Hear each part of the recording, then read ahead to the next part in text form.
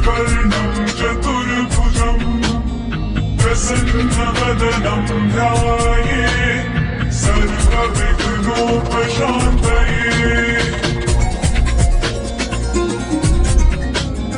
शान्ताकारं भुजगशयनं पद्मनाभं सुरेशं विश्वाधारं गगनसदृशं मेघवर्णं शुभाङ्गं लक्ष्मीकान्तं कमलनयनं योगिभिर्ध्यानगम्यं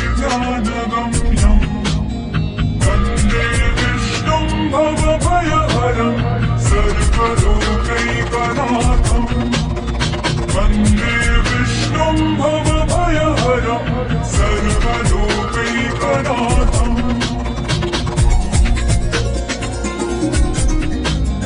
शुक्लाम्बरधरं विष्णुं शशिवर्णं चतुर्भुजं प्रसन्नवदनं ध्याये सर्वविघ्नोपशान्तये।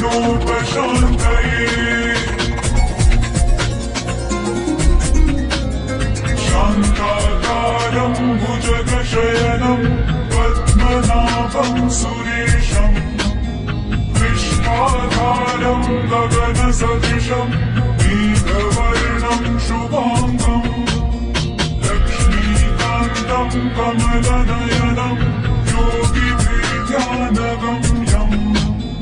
वन्दे विष्णुं भवभयहरं सर्वलोकैकनाथं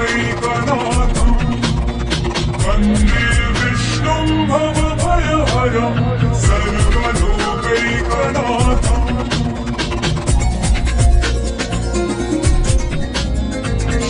शुक्लाम्बरधरं विष्णुं शशिवर्णं चतुर्भुजं प्रसन्नवदनं ध्याये